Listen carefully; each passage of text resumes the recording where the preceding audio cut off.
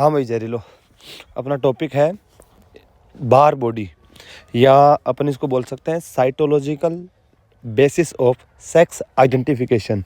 देखिएगा, ये sex determination नहीं है, ये आइडेंटिफिकेशन है। डिटर्मिनेशन अलग चीज़ है, आइडेंटिफिकेशन अलग है। आइडेंटिफिकेशन का मतलब है सेक्स ऑलरेडी डिटरमाइन हो चुका है, अब उसका पता लगाना है, उसे आइडेंटिफाई करना है। मान लो अपने फिटस जो मदर के यूट्रस में ग्रो कर रहा है, हमें वो डिसाइड तो हो चुका है कि वो आने वाली प्रोजनी मेल है कि फीमेल है, बट हमें उसका पता लगाना है कि वो मेल है कि फीमेल। इसके लिए एक अपन टेक्निक यूज़ करते हैं, बार बॉडी टेक्निक या बार बॉडी के। वैसे आजकल इतनी ज़्यादा यूज़ नहीं की जाती इसको, बट हाँ ये एक टेक्निक है सेक्स को आइडेंटिफाई करने का बर्थ से पहले, जो कि अभी इलीगल, हम इलीगल कंसिडर करते हैं इसको। ये इलीगल होता है कि बर्थ से पहले अपन बच्चे का सेक्स आइडेंटिफाई नहीं कर सकते। टॉपिक है cytological basis of sex identification. इसे देखिएगा ध्यान से। अगर हम बात करें ह्यूमन की ही बात कर लेते हैं, ऑटोसोम मेल और फीमेल दोनों में इक्वल है, जबकि सेक्स क्रोमोसोम फीमेल के पास दोनों XX और मेल के पास XY है। तो ऑटोसोम के नंबर ऑफ जीन, क्रोमोसोम, ये सब मेल फीमेल दोनों में इक्वल है, मतलब अमाउंट, बनने वाली प्रोटीन की अमाउंट, सब कुछ इक्वल है। बट अगर X क्रोमोसोम की बात करें तो फीमेल के पास 2 X क्रोमोसोम है, वहीं पर मेल के पास X क्रोमोसोम 1 है। तो X क्रोमोसोम पर फीमेल के पास जो जीन है, उनकी फीमेल के पास डबल कॉपी है। तो बनने वाला प्रोटीन हो सकता है कि मेल के अंदर, जो मेल के अंदर बनता है, उससे अमाउंट उसकी डबल हो जाए, और किसी भी कैरेक्टर का हाइपर एक्सप्रेशन हो सकता है। तो उसको कंपनसेट करने के लिए फीमेल में दोनों X क्रोमोसोम में से किसी एक X क्रोमोसोम को टेम्पररी इनएक्टिव कर दिया जाता है। ये रैंडम होता है, कौन सा X अपने टेम्पररी इनएक्टिव होगा कोई डिसाइडेड नहीं है। कोई सी भी सेल में कोई सा भी X क्रोमोसोम इनएक्टिव हो सकता है, ये टेम्पररी इनएक्टिव होगा। हर सेल के अंदर वेरी कर जाएगा, अलग अलग सेल के अंदर अलग अलग X क्रोमोसोम इनएक्टिव हो सकता है। तो दोनों X में से एक X क्रोमोसोम अगर टेम्पररी इनएक्टिव हो चुका है तो एक्सप्रेशन किसी एक का हो रहा है। अगर एक्सप्रेशन एक का होगा, मेल के अंदर भी एक X क्रोमोसोम है, फीमेल के अंदर भी एक X हो जाएगा, मतलब एक्सप्रेशन किसी एक का हो रहा होगा। क्रोमोसोम दोनों है बट एक टेम्पररी इनएक्टिव है। तो उस वजह से क्या होगा, अमाउंट ऑफ प्रोटीन इक्वल बनेगी मेल और फीमेल में, तो कैरेक्टर का हाइपर एक्सप्रेशन नहीं होगा।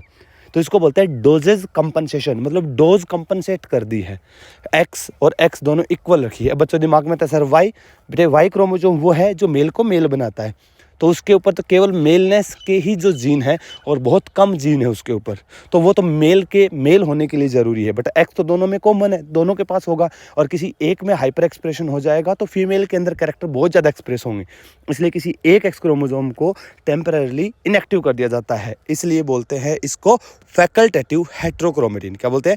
Facultative heterochromatin. हेट्रोक्रोमेटिन आप पढ़ चुके हो, यूक्रोमेटिन और हेट्रोक्रोमेटिन। तो हेट्रोक्रोमेटिन का मतलब जो टाइटली पैक्ड हो चुका है, अब बहुत ज़्यादा पैकेजिंग हो चुकी है, वो एक्सप्रेस नहीं करेगा, ट्रांसक्रिप्शनली इनएक्टिव है या लेस एक्टिव है।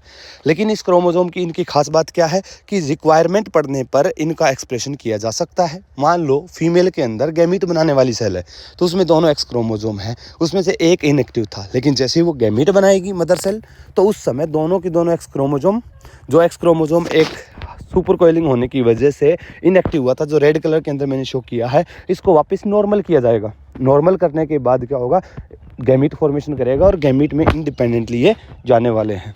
तो जब रिक्वायरमेंट होगी, जब इनको गैमीट बनाने होंगे, तब दोनों क्रोमोसोम को इक्वली एक्टिव कर दिया जाएगा। अलग अलग रहेंगे, अगर एक सेल में साथ रहेंगे तो इनमें से किसी एक को रैंडमली इनएक्टिव किया जाएगा। क्लियर है? तो दोनों X में से एक X को इनएक्टिव कर दिया जाएगा, जिसको ही क्या बोलते हैं अपन, बार बॉडी।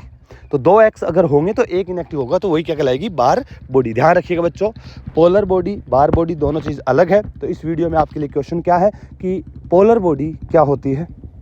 हम पढ़ रहे हैं बार बॉडी, तो आपको बताना है कमेंट करके कि पोलर बॉडी क्या होती है। तो दोनों X में से एक X इनएक्टिव हो गया, तो इसको अपने बार बॉडी नाम दिया है। तो मैमेलियन फीमेल का ये फीचर है। बार बॉडी को हम न्यूट्रोफिल में ऑब्जर्व कर सकते हैं, न्यूट्रोफिल नहीं हर सेल में, बट इजीली ऑब्जर्व कर पाएंगे न्यूट्रोफिल में। और न्यूट्रोफिल में जब इसको देखेंगे तो हमें ड्रम स्टिक लाइक अपीयरेंस दिखाई देगी, मतलब न्यूक्लियर मेम्ब्रेन के साथ ये X क्रोमोसोम जुड़ा हुआ दिखेगा। ऐसा लगेगा ढोल बजाने वाली कोई स्टिक हो, छड़ी हो, इस ड्रम स्टिक कहते हैं। एक इंपॉर्टेंट चीज़ जो कि हमारे नीट के लिए मोस्ट इंपॉर्टेंट है, वो ये है नंबर ऑफ बार बॉडी, कि हमसे बार बॉडी के नंबर पूछ सकता है। तो सिंपल याद रखना है, 2 X थे तो एक X इनएक्टिव हो गया, तो एक एक्स इनएक्टिव, 2 में से एक हो गया, तो फॉर्मूला अपन बना सकते हैं total number of x minus 1, तो 2 में से कोई एक होगा। तो नंबर ऑफ बार बॉडी निकालने के लिए total number of x chromosome -1। तो हमसे पूछ सकता है नॉर्मल फीमेल में 2 एक्स है, तो एक कम कर दो तो एक बार बॉडी होगी, नॉर्मल मेल में बार बॉडी होगी ही नहीं, और टर्नर सिंड्रोम होगा तो उसके पास एक्स 0 कंडीशन है तो बार बॉडी 0 होगी। अगर क्लाइनफेल्टर सिंड्रोम है, एक्स एक्स वाई कंडीशन है तो बार बॉडी 1 हो जाएगी। तो अगर हम नॉर्मल पर्सन के अंदर अगर सेक्स को आइडेंटिफाई करना चाहें, हम करवा सकते हैं।